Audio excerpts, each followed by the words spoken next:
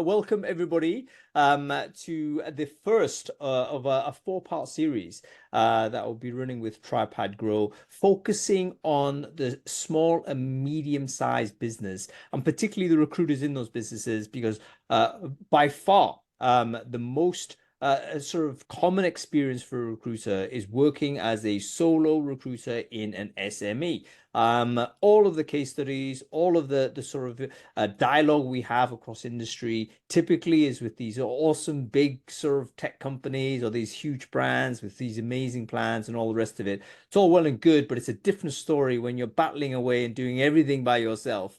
Do those things actually make sense for us? So hence I've got together with Tripad. Tripad, of course, are an ATS, particularly in the UK space, but they have actually created a product specifically for the SMB market called Tripad Grow. And we're doing a four-part series where we're going to be focusing on that solo recruiter experience.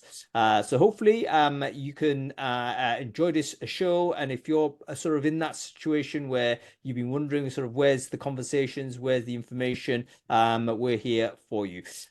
Okay, cool. Let's get on with it. We're going to have to welcome some of our guests today. So let's just go around as I see it. Why don't we go right to left? So Geraldine, I think I see you in my corner here. So quickly introduce yourself. Who are you? What it is you do? Super. Hello. Thanks for having me along, Hung. I'm Geraldine, or G is fine, Geraldine Butler-Wright for a very long version. And I'm a founder of Rawcast and also Chief People Officer by trade. And the focus of my business is helping founders and their people scale companies in a sustainable and actually enjoyable way from a people perspective. Fantastic stuff, Geraldine. And Ariel Kilroy, great to see you. Can you quickly introduce yourself? Who are you? What it is you do? Hi, yes, I'm Ariel Torre. I am the one of the founders of Dado, and I'm very, very passionate about this onboarding space. So I'm happy to be here to talk about how we make this successful. Fantastic stuff. And last but not least, we have Sophia as well. Sophia, can you quickly introduce yourself? Who are you? What it is you do? Yeah, well, I'm Sophia. I'm a freelance recruitment consultant, and I tend to go into, just like you say, the smaller, medium type companies and be the sole recruiter for them, but as a consultant. So that's what I do, and that's so much fun. Fantastic stuff. Let's start with you on this, Sophia. Being a solo recruiter, that was my experience as well when I was working as an in-house person. I don't think I ever worked in a big team at all. In fact, I didn't work with any team. I think, I'm just like, obviously I'm not a team player. But I only ever worked as a solo operator, and there was pros and cons back in my day doing that. You have a lot of control, you have a kind of a lot of influence, but you've got no time and you've got no capacity. And there's lots of things that you think you should do, you can't, because you literally can't do it as a single person.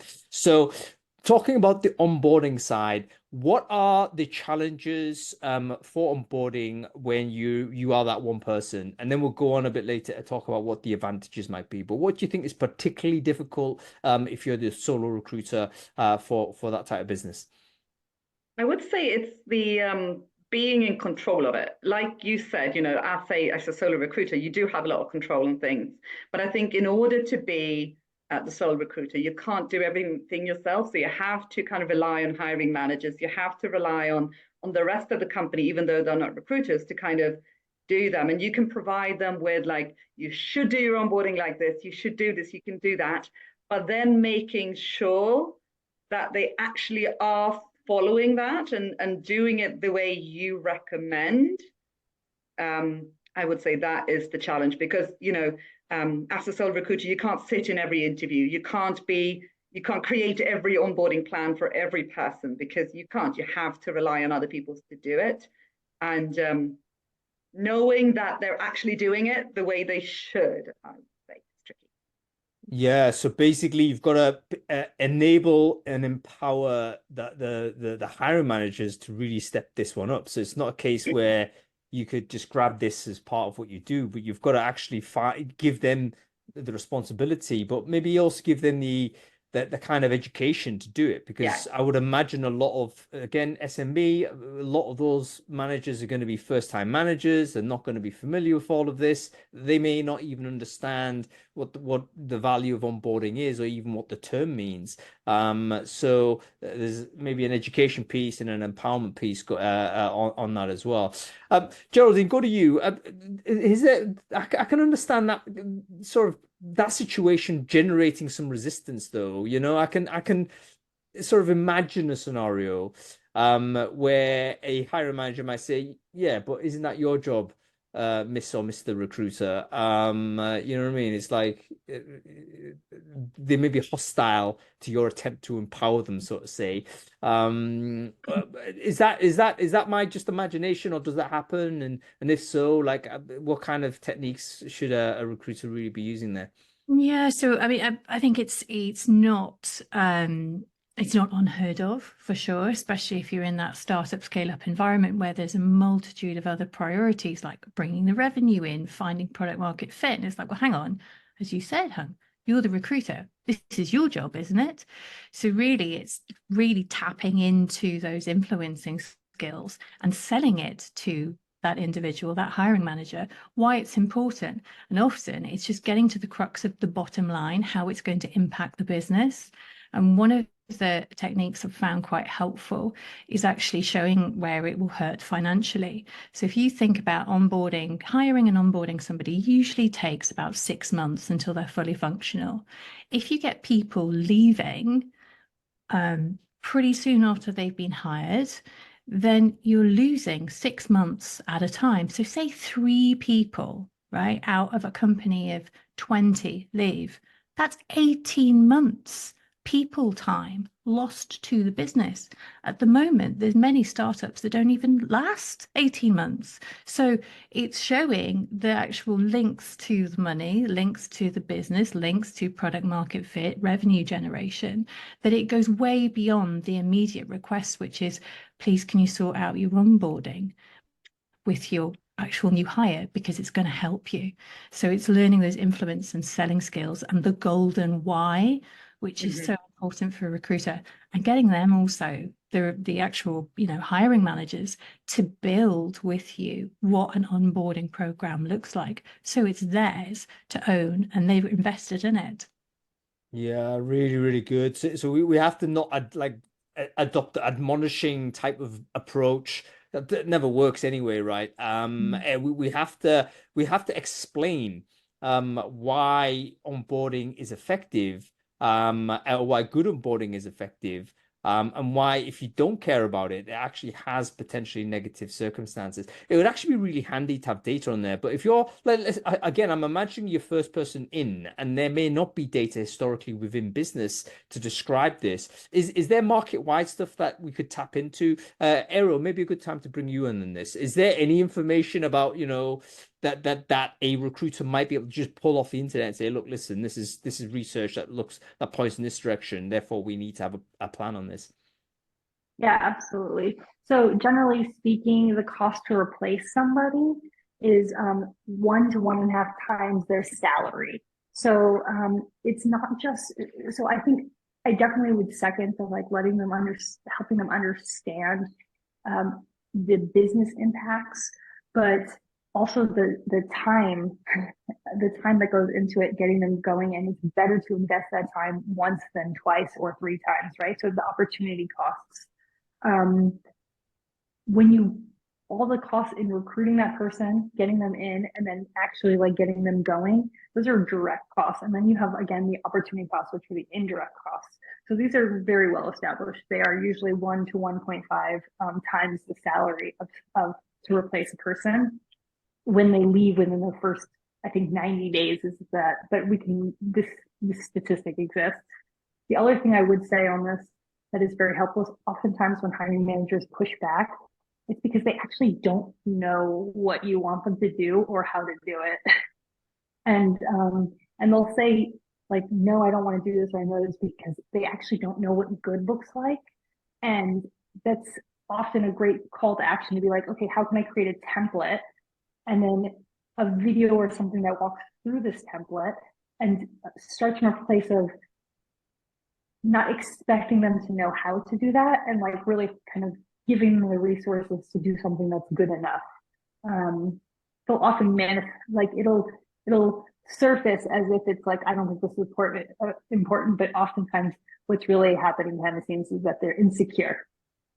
Yeah, that's a really good point. Really good point. Hostility is often based on insecurity, isn't it? Almost all people are scared in some way of exposing weakness or whatever it might be, and they want to bat that away by being difficult or trying to obstruct the process. So yeah, we have to be high EQ on this. What does bad look like? Bad is basically nothing, right? I mean, I think sort of onboarding, hands up, when I was first doing recruiting as an in-house person, I didn't think about onboarding. I thought, right, boom, because I was still thinking agency mode, and I was thinking, right, Geezer said yes to the job. He's going to show up at this point. Fine. Hand over, not my job. It's like a hiring manager, sort it out. And it's only as I kind of got more educated that I realized that actually that's a really neglected process. There's just simply no consistency. Different hiring managers, simply because of personality, would have different approaches to all of this. And there was times where I recall people just showed up and didn't have things set up. They it was like literally they weren't able to this is operate. all the time in most companies. Yeah. And of course we now know that all of this kind of communicates some really bad messages for the new starter, who, by the way, is likely to be at a heightened state of anxiety. It's like going to a new school, for instance. It's like, or meeting a bunch of people that you've never met before, and suddenly you can't operate, and people are having to do things around you, and you feel like a spare wheel. That's just the worst way in which you can start your first day. So I now know this. How do we go ahead and correct all of that? What's the first thing? As you say, it doesn't have to be perfect immediately, but the first thing to sort out would be what exactly? I'll throw it open to anybody on this. Equipment, making sure they have what they need to do their job, first of all, making sure there is a phone, a laptop, whatever it is they need, and making sure that everybody knows that date that person is starting. I'd say that's like the bare minimum. So bare minimum brass tacks. There has to be login to the right systems. There has to be a provisioning of the I'm going to start one step before that. Go on, Ariel. Confirm the name that they want to be called. Okay, because very, very good. What often happens is that in because there's not a formal handover, the handover has happened through systems, we'll say, that don't think like humans, is that they will set up their email, they'll message out everything to their legal name, which could not be that person's actual name. And that means on the first day, you could have set up, they could have their hardware, they could have everything, and it's to a last name that they are in the middle of a divorce for. It is, you've just outed a trans person. You have just someone who goes by John instead of Jonathan, and now they are forever dealing with Jonathan. Then, like, it's something that will haunt them their entire career at your company, and it's such an easy one to get right, and it's such an unwelcoming environment to start a new job where they don't even call you how you want to be called. You know what? Go ahead, Geraldine. I was just saying, such a good point, and so chiming in with the personalization, there is an opportunity to get on the front foot of that first day. So, saying to the person, okay, you're going to be starting, we're going to do an introduction for you on Slack or maybe email. Slack's nice because you get all the emojis and interactions with them. Can we have a photo and something about you, what you like doing outside of work? Fun fact, they can prepare that. So it's actually not too much heavy lifting on you, the recruiter. And the first day you post it. Maybe, send a little bit of cheeky swag. Cheeky swag goes a long way. They can post it then on LinkedIn on their first day, wearing a baseball cap, or their laptops all set up, and then you've got very, very good return on investment for your employer brand. So those little kind of thoughtful points are quite low on the heavy lifting and have some brilliant returns beyond even the interactions of the first person on the first day. You're getting that feeling of belonging and also helping attraction for the future. I think that's one of the things sometimes people forget is that bit between signing the contract and first day of starting. Because in Sweden, we talk about the concept of pre-boarding. So that's before the onboarding, before the first day. Because the majority of people in Sweden do have a 3 months notice period. So normally we have 3 months between the signing of contract until their first day. And if that is a complete silence, that is like, do I have a job to go to on this date that I've signed? Do they have to ask, is everything ready for me? So that 3 months period is that perfect time of reaching out, like, oh, by the way, we're working on your email address. What name would you prefer? Asking, we had at Tokaboka, we had a form with asking for their favorite sweets and things like that. And then that's what was, left on their desk for their first day kind of thing. Or what happened to me before I started to talk, like on a Friday before my first day, they sent me flowers, like looking forward to seeing you on Monday. Then they're waiting for you on the Monday. You're not going there like, oh, what time am I supposed to be there? And one thing from like a personal experience that I'm not sure I've had, but I would love to know before my first day is like lunch. Am I supposed to bring a lunchbox from home? Will we be going out for lunch as a team? Are there restaurants close by? Like you go and you don't know, I brought my lunch, but I don't know, I'm going to go out with a colleague. You like don't know what's going to happen for lunch. And I think that's another like important little thing for that first day. Tell the person what they can expect at lunchtime, because on the second day, they're fine. You know what? Some really good points there. I'd love, people should be writing notes. And by the way, thank you for people in the webinar chat. I've realized once again, Zoom defaults the chat to host and panelists. So if you're going to chat on there, can you please just drop it down to everybody and then make sure that if, all the chat, everyone can see everything that everyone else is saying. We're going to have no communication elitism here. Okay, so firstly, I love everything you've said here. So firstly, going to you, Geraldine, with getting the idea, and this is where the recruiter actually does have to take some responsibility, because we're the ones that have actually connected with this person and therefore have the longest relationship with this individual. So it's all very well saying, oh, I want to flip this over to somebody else, but guess what? That's not happening, because this person is more likely to respond to you than anybody else. But what you can do is send them a form.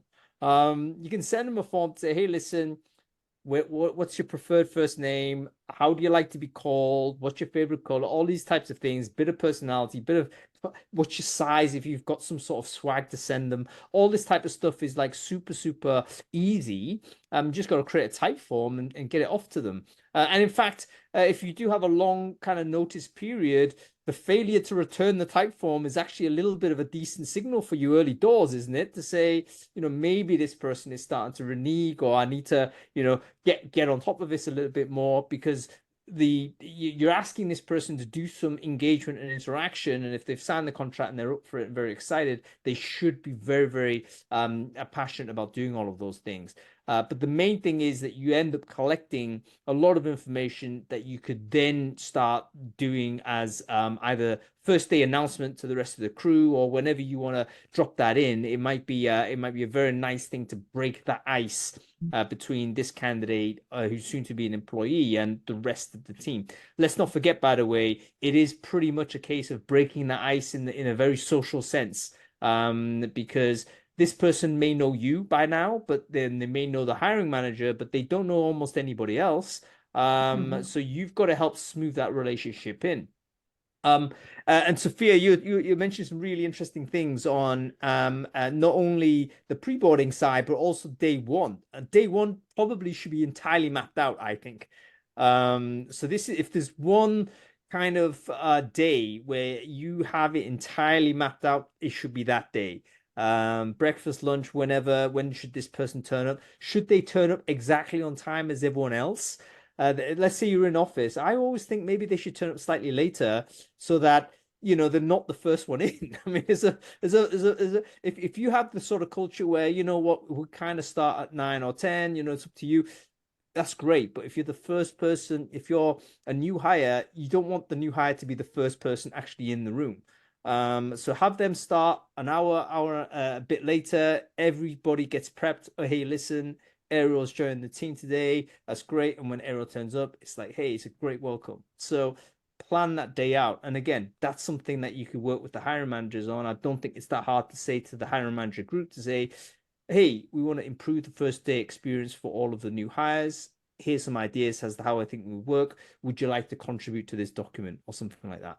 And then And then immediately send that to the person so they know what to expect their first day. Again, so they're not there going, what's going to be happening? Again, that lunch thing, what are we going to be doing? What time am I likely to leave? What, just make sure they know what at least their first day looks like. Yeah, I mean, Joanne's just mentioned exactly right. You like stagger the first day so the person is turning up a little bit later on. They're not the first person in the room. They can go meet everyone at one go. And imagine if you're the first person that turns up and then suddenly you have to individually introduce yourself to every person that then turns up. That's all you'd be doing. Get everyone in, and then that person has a group intro. But boom, done. There's like bullet point number 5 already on like best practice on onboarding. Geraldine, I think you're going to say something.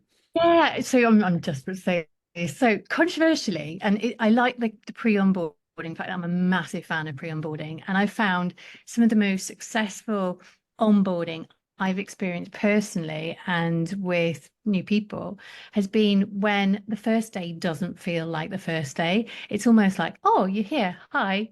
So if you get the opportunity in that long run up of a notice period to invite people to all hands, to invite them to social drinks, to invite them to meetings one-on-ones, so their first day they already know what's happening. And of course, that's with agreement of the current employer and if there's any NDAs or anything sensitive, but you're already then really part of that community. And when you go into the office on the first day or virtually, you've got familiar faces that you see on Zoom, that you see in the cafeteria, and they're like, oh, hi, G. Yeah, so I just want to pick up on that thing we're talking about.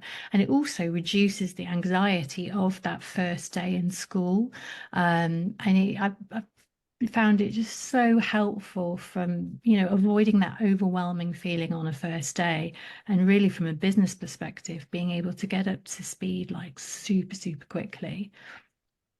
Oh, I like that, but there's a caveat as well, because on that, let's connect people to the systems and all this. Like we have to be careful that hiring managers don't end up like sneaking work into a Work person. that way. They've got to be well behaved. That's it. Because I think you're right, Geraldine. But there is situations where I say, you know what, take a look at this, and then suddenly there's work going at this person. He's not an employee yet. So yeah, I mean, even in sort of that situation, what I've done before is we said, look, if you are coming in, say for an all hands or whatever, have that time back. Right, so you get some kind of agreement in, and they would have that leave back. So yeah, you do have to handle it quite carefully, and people do have to behave. But I think the value is still there.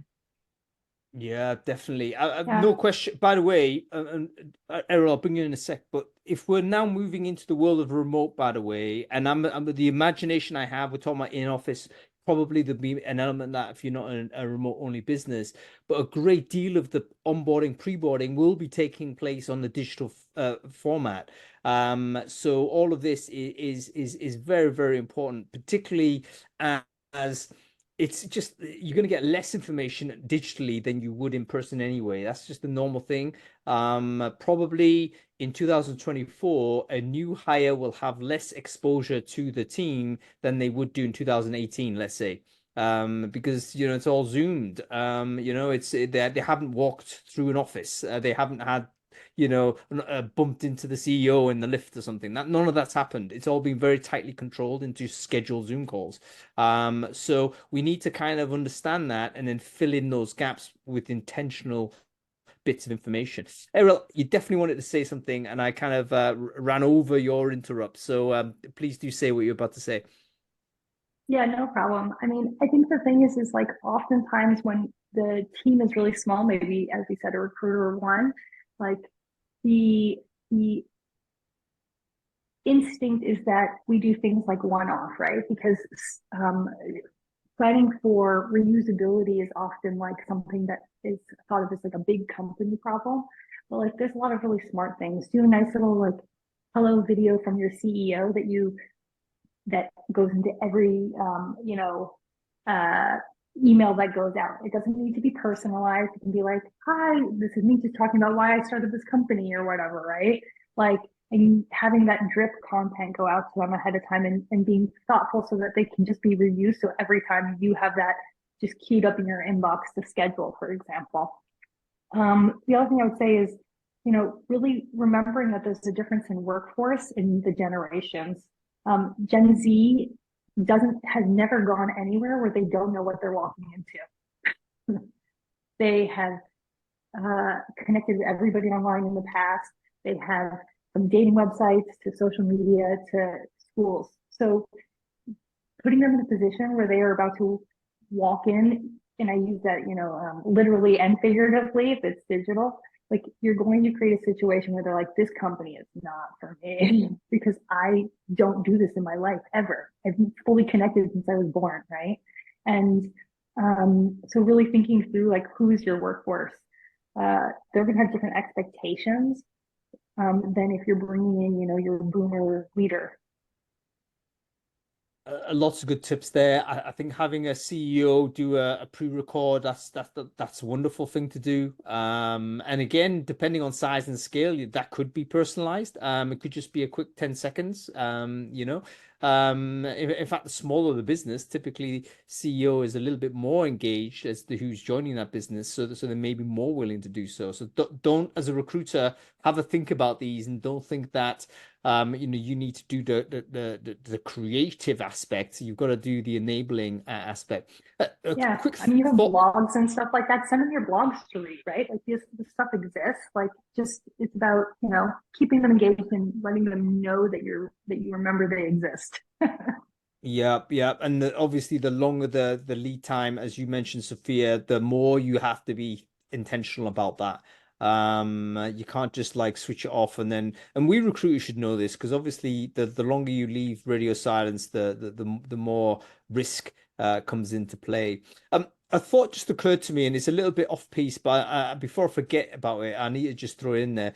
What about like, is it worthwhile to do a policy of like getting your existing employees to connect with this person, like on LinkedIn or something like that? Should we have some instruction or guidance to the current employees, say, listen, Sophia's joining in about 2 months. I think we should all connect with her on LinkedIn. Or is that too intrusive? Or are there certain things we're careful we shouldn't be doing? Like, should we follow her on Instagram? I don't know, probably not. It's I don't know. It's like it's a grayish area. Does anyone have an opinion on this? I definitely do. Go on. Go on then. I think LinkedIn is for work. If you are using LinkedIn, I think it's totally appropriate, especially if you're in specific areas of business like sales, to connect with them on LinkedIn. I think everything else is off limits unless they have provided that as part of their application. So say they're a marketing person, they have like a TikTok with marketing tips. Okay, fine, maybe, right? But everything else is off limits because they didn't provide that to you. They would almost certainly have given you a link to their LinkedIn as part of their application, though. Yeah. So maybe this is not one for guidance, but just for colleagues, or just to be aware, like if you wanted to help, then maybe a LinkedIn connection, and I say, hey, listen, just want to connect. Heard you joining us. I don't think that's a bad thing. Most people probably welcome that, I would guess. But maybe it's not at policy level. Geraldine, go ahead. You could incorporate it in like some basic like recruitment training. If you're thinking as a solo recruiter and how you can spread the load, sort of training people on best practice interview techniques, what it looks like. And also you could add into that, at the end of the interview, do say, oh, it's been really nice chatting with you. It'd be great to connect on LinkedIn. So they've got that as a prompt, but then it's down to the candidate to connect with you. So personally, I always kind of leave it to the candidate to make that first move, so it doesn't feel just a little bit awkward or a bit, I'd say a little bit odd if it was on Facebook or I'd just blast them with a call connect, no message to connect, just do it, be my friend. No, but I think everyone needs to have their own sensitivities. But yeah, as employees, you can do your bit. It's not like just don't leave it to the system to take care of it, because there's other bits and bobs that we could try and do. Okay, cool. I think we've got a skeleton of some really interesting things here. Let's shift the tone to, we call this the SME Advantage. So at what points does a solo recruiter in a smaller business actually have a competitive advantage when it comes to onboarding compared to a big corp that has, may even have an onboarding team, has all the swag, has all of the systems, all this, they've got all of the mechanics in place. But what can an SME do that actually is a more compelling experience for that new person coming in? Any thoughts on this? I'd say it's the personal connection. Like, if you're working for a small, I know everybody working there. I don't have to go and see what is this team doing. Like, if you're in a bigger company, you kind of have these, I've worked at companies would have had onboarding days every 6 months. So in theory, you could have been waiting almost 6 months before the onboarding day, where you find out what the various parts of the company do. Whereas if you're smaller, like, I know both what every person in the company does on a professional level, like I know their contribution in the company, I can explain that, and I also probably know them on like a personal level. So the person might say, oh, I really enjoy doing whatever in my spare time. Oh, Han does that too, you should have chat. Like, I would definitely, that personalization aspect of knowing the ins and out of the company and the people. Yeah, and a lot of this might take place in community chat or company chat type channels, mightn't it? So again, I'm just imagining a Teams or a Slack channel or whatnot, where there may be a couple of threads there or a couple of channels in there that are dedicated to, who the people are, let's say. Or maybe we can set up another place where we could, describe what functions do, for instance. I see no reason why that's a difficult thing that, marketing might explain their role in the business, and everyone else does the same. Product does the same, engineering does the same, or customer service does the same. And if you're a new person coming on board, then you might just have the kind of a low commit opportunity to browse through a lot of that type of content, and that content could just be the person talking 60 seconds into a video saying, this is what I do.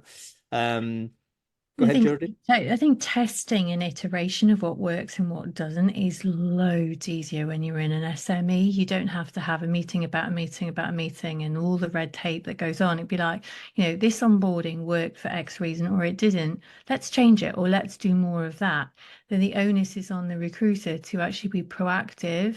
And that is something that I think that they can lead on, of those three questions, like what worked well for you, what could be better, and any advice. And you can ask that of both the hiring manager and the person being onboarded, and then quickly adapt the process to that. So you're building that knowledge bank and just making things better. So I think that's the beauty and why I love SMEs so much, is you can make change and you don't get wrapped up in red tape, especially with things like this. So that's actually another bullet point in our, need to do list, isn't it? It's like collect information from the candidates that have accepted the offer on, I guess you can collect it multiple times. So there's the candidate experience sort of side of it after the offer accepted. But then when they start, maybe after they start, you can then, track what those 3 months, 6 weeks or however long that notice period was.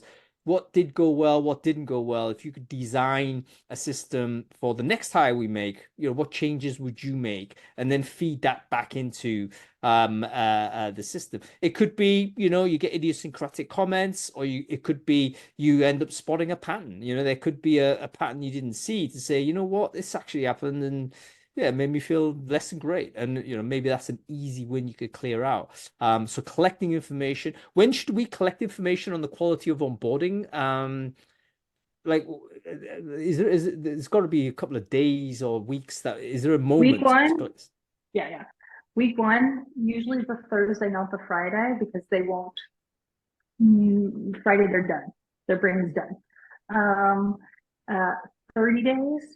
I mean, there's a reason it's 30, 60, 90, but so I would say week one, 30, 60, 90 is a great default. I really like the framework that you said, which is, the like stop, start, continue. It's very product, like comes a lot from the product world, but it's a great way to keep new joiners are always going to be more optimistic in their feedback. So giving that prompt of like, you know, what went well that we should make sure to do for the next person. What would you recommend that we do for the next person? Like what should we do that we can do for you for the next person? And if you frame it about like for the next people, they'll be more intentional with saying, oh, I understand how this is helpful. This isn't me giving negative feedback. This is me making the process better. I think there's a really lightweight way to get the feedback you need to be able to do those iterations. Okay, so I think that's really important. So the timing of it, it's basically week 1 and then go to the 30, 60, 90-day type of approach. So this is not probation or performance, by the way, but it kind of runs in parallel with like what is the experience that you're getting. Don't ask anybody for feedback on a Friday. I think that makes total sense. People's are literally switching off. So that's not happening. Thursday, good day to do it, to collect feedback. It's still in the week. And then the framing of the question is, how could it be better for the next person, rather than forcing the individual to critique their own experience, which might come across as, you know, they may be, let's say, non-confrontational type, or they may not, you know, there's a cultural factor here as well. There's lots of people that are just reluctant to say negativity to anybody. So all of that needs to be factored in. But how would you improve it if you could? I think it's a really good way to frame it. Sophia, your thoughts on this? Like, what are the sort of on that sort of approach of collecting the onboarding feedback? Like, is it realistic to do? It strikes me this is a great idea, but it also strikes me as something that might just slide, you know, because obviously everyone's busy, there's stuff going on, and what's happening. I believe it can be, I mean, in this case, it doesn't have to be me going to that person and asking them and sitting down. You can automate it to be sent out. Again, if you did that form, the pre-boarding form, it can be done in that way and just automate it and collect it. Yeah, it's all about putting a system in place, isn't it? Exactly. And making sure those collections take place. Okay, good stuff. Let's think about how, if a hiring manager has their own plan as to what great onboarding looks like. I don't know. Again, I'm just reaching into stereotypes here. So crucify me if as you see fit. But I can just imagine the generational stereotype. Oh, geezer, he just wants to take people down the pub. Let's have a few drinks. Maybe that's not how we want to do it. Or maybe that's not like super appropriate in every case, or maybe, you know, it stores your problems into it kind of creates a risk that you want to mitigate. Is there a way in which we can incorporate a manager's enthusiasm to do great onboarding, but also kind of channel that energy towards something that, you know, we're more comfortable with from a risk mitigation perspective, and generally from an inclusion point of view, I guess? Well, I think you can look at onboarding like 2 parts. There's company onboarding and there's team onboarding. And the hiring manager can have more of an influence and more of a say in the team onboarding, because, well, I'm not going to know everything about exactly what the team does and how they do things and what they do on the stand-ups and things like that. So you can look at it that way. So then you can be more of control of the company onboarding, and depending on, you know, you don't want to, depending on who it is, you might not want to let them completely loose on it, but you know what I mean? They can have more of an influence in how they choose to onboard to that team. Because obviously they're the manager of the team. They're going to have the team has a little tiny subculture and their management style of that team and what the team does. So that is going to be slightly different from, let's say, the company-wide onboarding. Go on. Sorry, it's also just being curious with them as well. So, you know, finding out why they want to do it in some way. And there may be some absolute genius that you've never really thought of before or experienced, and then seeing how that can complement and weave over with the other you know, onboarding plan, and just be quite sort of intentional about it. So it's supporting each other rather than it being sort of adversarial, or you can't do that because you're going to get sued for saying X, Y, and Z. I mean, I think it potentially. No, but I think it's also just important to explore. So what's the purpose? Talk to me about that. What's the benefit of it, and to look at it from that point can be helpful for everybody. Yeah, and very the good. risk as well. No worries. Go ahead, Eru. I mean, I think the thing is like, do you have broad alignment with that manager of like what success looks like at different stages for that new hire? And, you know, if they have a different idea of the tactics that help that person achieve those success milestones than you do, then there's definitely, you know, I'll second, you know, the opportunity for curiosity there, like why these things, and then it's a learning opportunity either for those in that role to say, okay, maybe I can take this and apply it to the next one and help actually educate others of this, or like let's agree on you know on why, even if we disagree on the tactic, we agree on the success, and then we can see what the result is. Were they able to achieve that? No, maybe we should try next time. We'll try it my way and see if that helps us achieve that. We're all broadly aligned on the goal. And I think, you know, there's plenty of times in product world where you test features that you think are going to be amazing and they do not work. And then there's things that you test where you're like, this is going to tank, and then it works. So you just have to be open to trying things out as long as they're legal and they are, you know, supporting that culture. And as long as we're all aligned on the goal, then why not try it? Why not be curious? Yeah, I like that. I think ultimately we're talking about templates, processes, and what have you, but all of them are human processes applied to human beings, and you know that we're going to be we're learning as we go. So there's no reason why any of these things are fixed. We should definitely have an experimental approach to all of those things. You know, there's an interesting comment here. In I think it was Joanne again who talked about, look, one of the advantages of SME is in fact you could you know, tailor very customized, very personalized onboarding experience. My instinct immediately says, yeah, that sounds great. But then immediately the cynic in me steps in and says, you know, hey, isn't that potentially high risk? Shouldn't we have a more of a standardized approach to avoid, at what point is individualization totally overboard? Like you're over committing to one candidate because you're desperate for them to succeed, etc., or for whatever reason, and then the next person comes along, you're not applying the same energy to that. Then you can understand that's actually gonna potentially create something a bit strange. So, what are your thoughts on standardization versus personalization? What's the balance we need to be striking there? Any thoughts? Go to you first, Sophia. I'm saying one doesn't exclude the other. A bit like I was saying, where you can have company onboarding and team onboarding.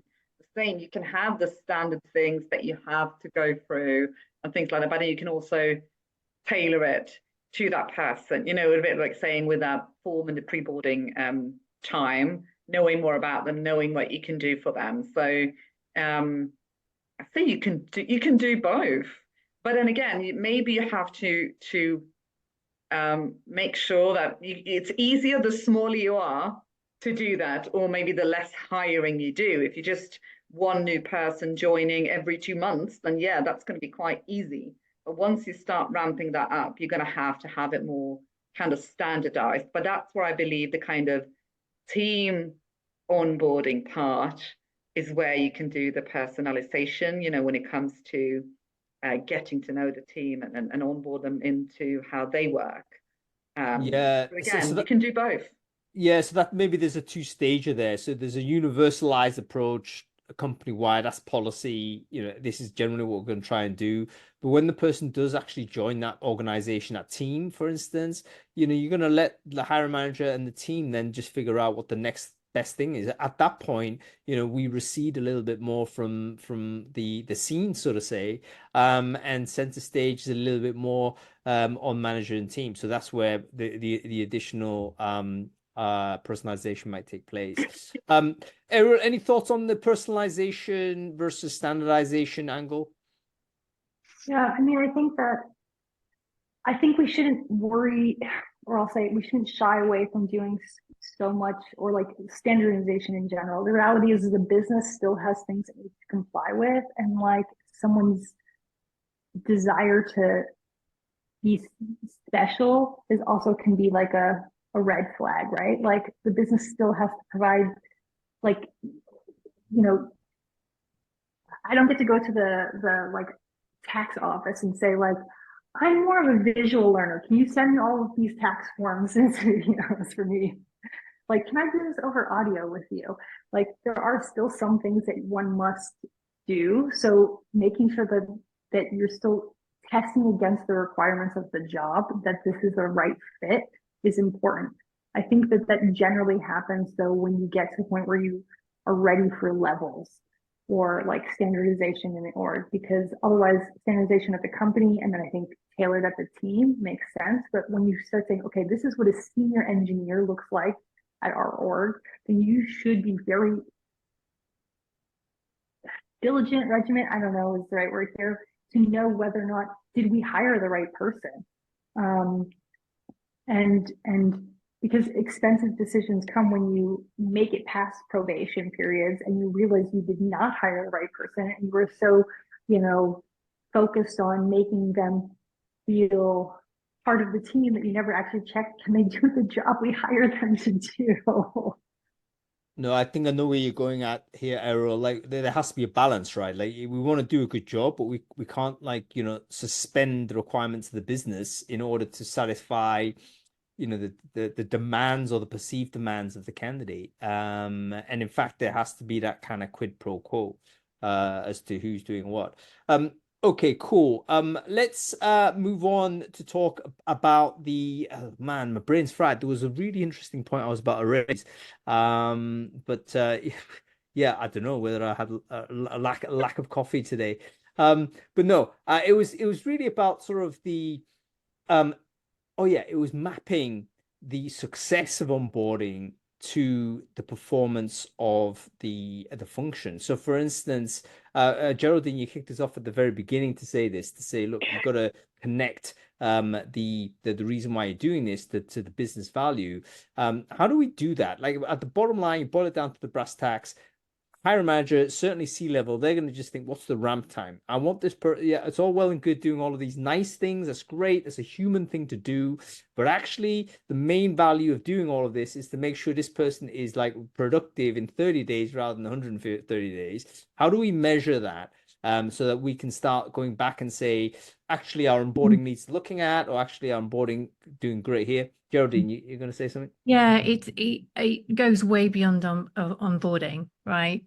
So it's actually thinking about how are we being intentional about the expectations of those individuals. It's never too soon to have career pathways of what's expected of an engineer all the way up to a VP of engineering, just to use that function as an example. And it doesn't have to be really in depth and in minute detail, but there has to be clarity on what the essence of that job is. Now, say you're in a company that is pre-product market fit, right? So it has to, it's a bit loose and we're trying to muddle through and find that traction in the market. Still doesn't mean that the core requirements of that job can't be specified.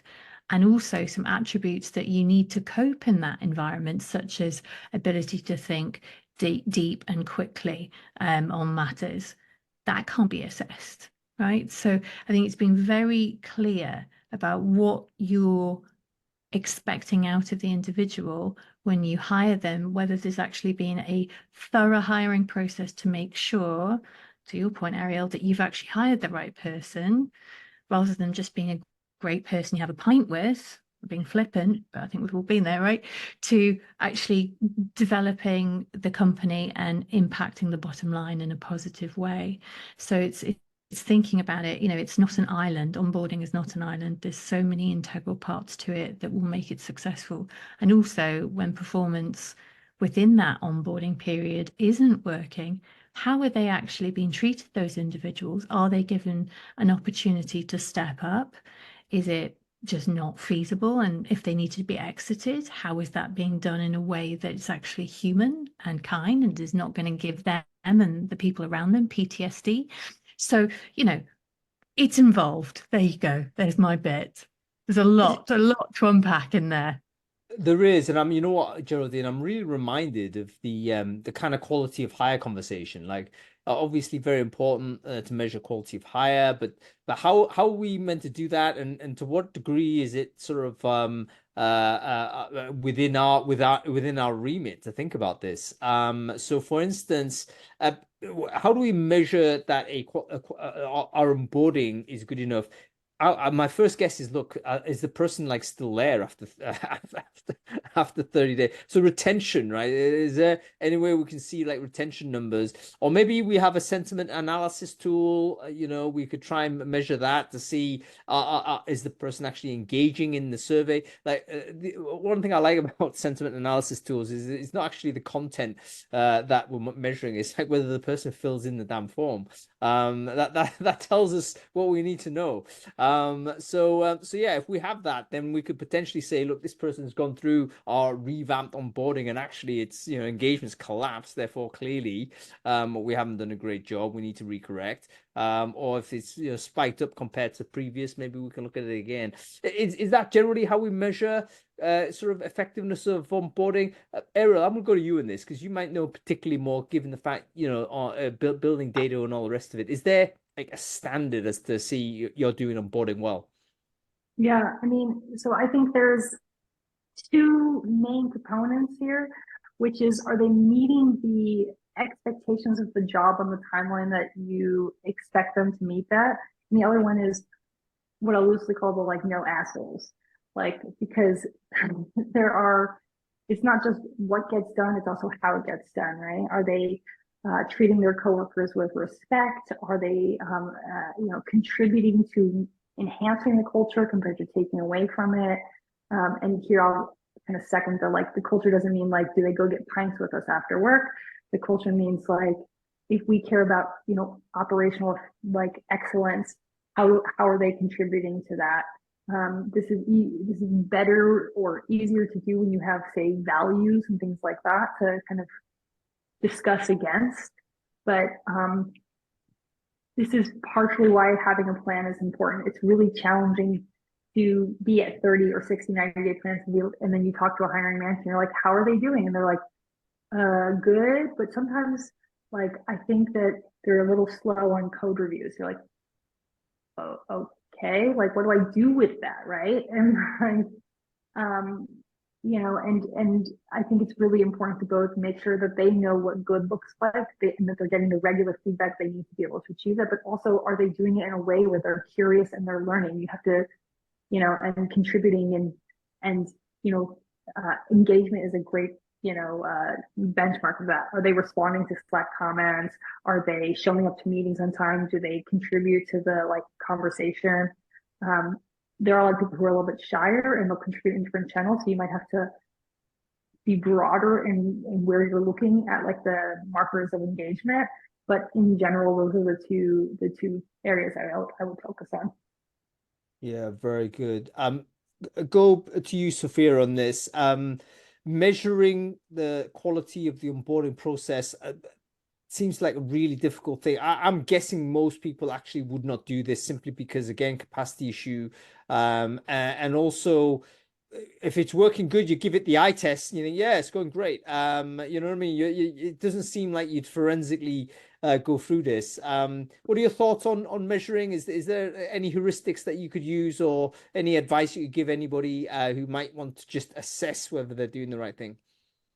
I like what we were going through before, asking how the person experienced it. Would have been something they would have liked to have known their first day that they didn't know, and, you know, things like that. Just asking, because I think when it comes to measuring the onboarding, it isn't about the person's performance. It isn't about how was this the right person to hire. It is a very subjective opinion from that person, how they felt. So that is just asking and knowing, a bit like this, what I mentioned at the beginning, the lunch thing. That's like a personal thing from me that I've experienced a lot of companies. Like, you really don't know, am I bringing my little, you know, the leftovers from last night? Are we heating? Like, what's the lunch culture? So that's one thing I, you know, would bring with me. I've not implemented that because that's my, you know, the personal experience. So I think it's just, that's what it's about. It's making them feel special, making them feel welcome. And how, you know, you make me feel welcome is going to be different from how somebody would make you feel welcome. Huh? You know, so it's individual in that sense. I could add to that, Sophia. The question who was mentioned before, just about, have you got any advice for us? that question alone and just giving a pause, a space, it creates this lovely environment where people will then contribute to, oh, well, I found at this other company, this was really helpful, so it might be helpful for you. Or, you know what, I didn't feel quite comfortable on this, but it's so wonderfully open that people can take that question and make it their own. And I've found it's so powerful in an onboarding conversation, or actually lots of people related conversations. It unlocks many doors and potentially more tense situations and communications. Yeah, I mean, I've had people who I've hired who've come to me and later on kind of said, you know, it was great, but can I give you something like, I thought the time between this interview and that interview, there was lack of communication. And I mean, that was spontaneous feedback from somebody who was hired. So obviously they were still happy. You know, that little mistake in the hiring process didn't make them not want to work there. But I mean, getting that kind of feedback and understanding what works and what doesn't work for, you know, it's awesome. No matter what it's onboarding, recruitment process, or any part really. I've also forgotten something, but I'm going to sneak it in because I know we've got like minimal time. But we need to also introduce things like artificial intelligence into this framework. So, so far we talked about everything. I mean, it seems that, you know, we've been operating all the best practices as we should do it. But we have obviously a new set of opportunities and risks with the use of generative AI. Where can it help on onboarding, and where do you think it could be a risk? I'll leave this to open to everyone, but let's go round Robin on this. Shall we go with you first, Ariel? What's the best? How can we use this in onboarding, and when do you think it's actually problematic? So I think it's really great if you have it trained on your company policies and benefits and things like that. Especially on first days where you might be overwhelmed with that information. New hires always want to know basic stuff over and over again. How do I file my PTO? What are their policies here? Like, AI is great at just giving them that information at the moment they need to, so they don't feel blocked and you are not answering that same question for the 400th time. I think in a lot of other ways, when it's not about surfacing information, I don't think it's there yet. And I think that we should really be prioritizing that human connection, especially if we're talking about a remote and hybrid setup. Very good. And a quick round robin on this. Thoughts on AI, Geraldine? Power to the bot. I think it's a way that if you can set a bot up within Slack, it can be a really good sort of initial layer of data. You know, did you like onboarding off?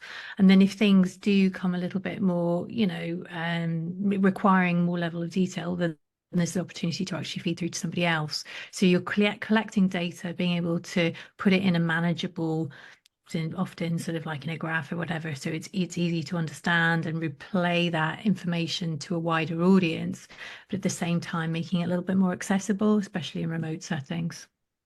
Yeah. Finally, to you, Sophia, thoughts on using tools like AI? Just have the kind of same thoughts like the rest. And what Ariel was saying, I actually went to a breakfast seminar this morning with, you know, AI for HR. And they were talking about that fact, being able to kind of feed your employee handbook into and turning it into a chatbot so people can just ask the questions and having the answer just being spat out so you don't have to answer. And those questions that maybe, you know, they've asked it before and forgot, so they wouldn't, you know, they don't dare to come ask again because they know they've asked before.